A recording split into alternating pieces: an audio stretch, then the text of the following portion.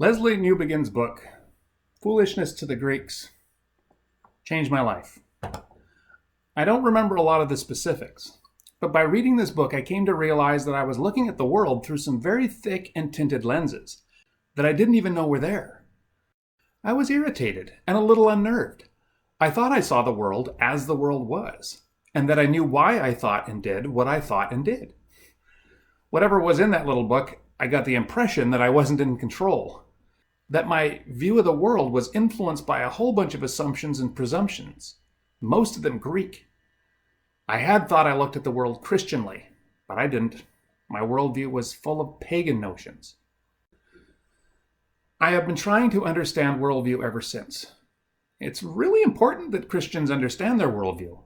It creates what we've been calling Christian values, which in some ways aren't Christian at all.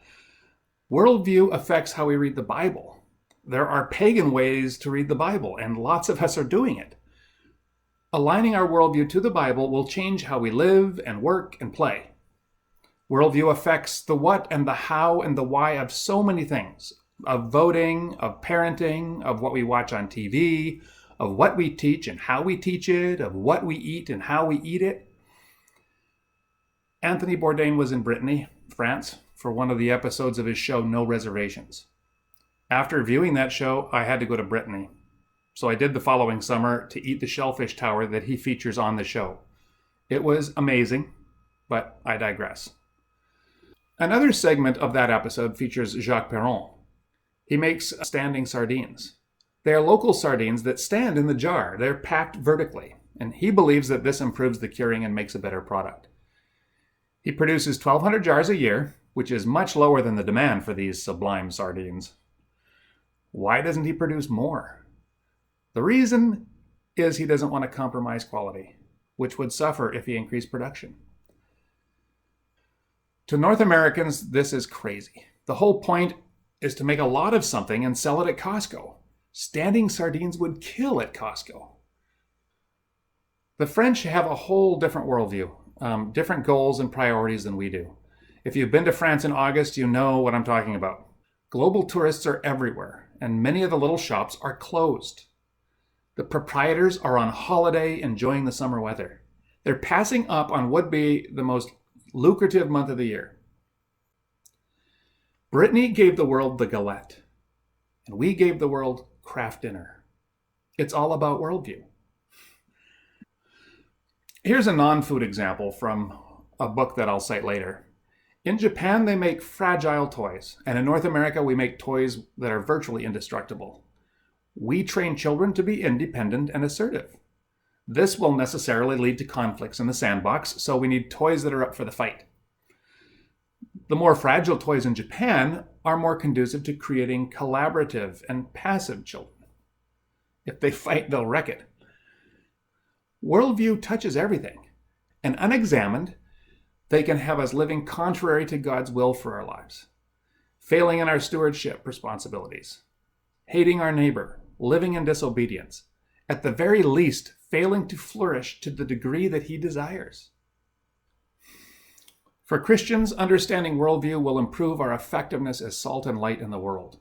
In some ways, we are collectively misrepresenting the gospel. We are passively conforming to the patterns of this world rather than living the alternative.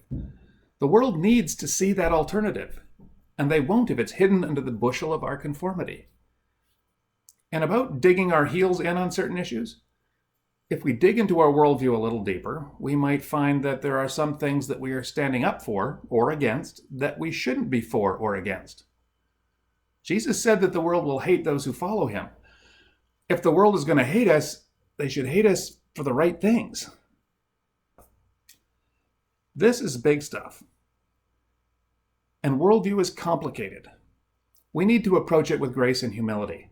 Worldviews contain dangerous idolatries and pagan ideas that we'd like to purge, but they also contain expressions of the gospel that we should celebrate. It's not easy to tell the difference sometimes. And one more thing. Rest assured that we will never completely succeed in cleaning up our worldview. And if we do, we won't know that we've done it. I think this is all about awareness, and I think being a little bit more aware will do us a whole bunch of good. Back in 1988, the concept of worldview was new to me, but now everyone seems to be talking about it, especially Christians. And I find it frustrating that many of the people who are talking about worldview don't understand what worldview is, let alone how much it's affecting their life. The basic error in understanding worldviews is thinking about them too narrowly. In our individualistic culture, people can easily fall for the idea that we each have our own worldview. Worldviews are not personal. They are held collectively by whole cultures or by large subcultures within them. Some Christians use the term Christian worldview to mean social conservatism. I've heard from the pulpit that having a Christian worldview means practicing abstinence until marriage and also not getting an abortion or swearing. Well, they didn't say it exactly like that, but that was the idea. Many others believe a Christian worldview means having a social consciousness that leads you to help the homeless, the refugee, or the at-risk teen. Still others reduce Christian worldview to purchasing decisions. They have a hybrid car, they shop at the thrift store, they eat free-range chickens. Christian moral behavior, social activism, and purchasing decisions may be manifestations of a Christian worldview, but they don't constitute a worldview. Worldview is much bigger and much deeper than these. And remember, a lot of it's unconscious. Not smoking, volunteering at the animal shelter, or a 100-mile diet are all conscious decisions.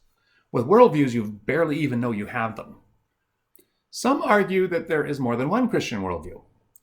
I don't think that there are as many as they might think. There aren't as many Christian worldviews as there are denominations, for instance.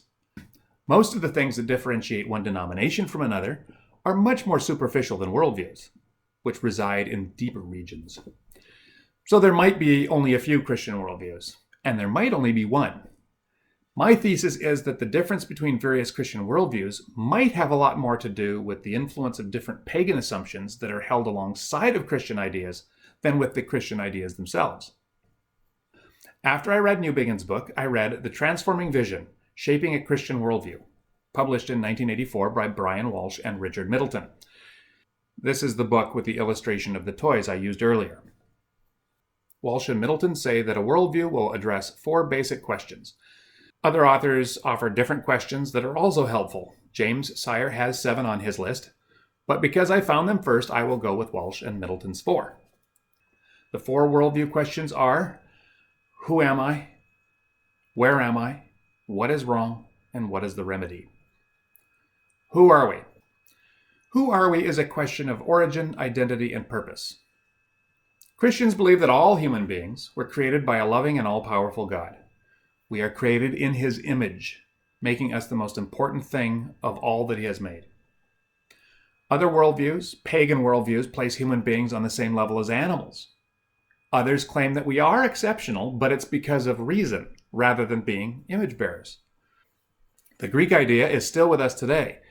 The who am I question would be answered, we are free individuals. Christians believe that when God placed us in the garden, He gave us a purpose. Genesis 2 verse 15 says our task is to work it and take care of it. The garden, or creation. I like the way the RSV said it. Our task is to till it and keep it. Simple and memorable. There are other worldviews in our culture that remove one part of the to till it and keep it injunction. In Western culture, we have a tendency to go all in on the till it part and push the keep it off to the side. Others hold to the keep it and not till it model. A truly Christian worldview understands it is our responsibility to hold both in balance. Where are we? The answer to this question addresses the nature of the universe and ultimate reality. Christians believe that God created everything that is, and He called it all good. We also believe that everything has been twisted by the effects of humanity's rebellion against God. We call that sin.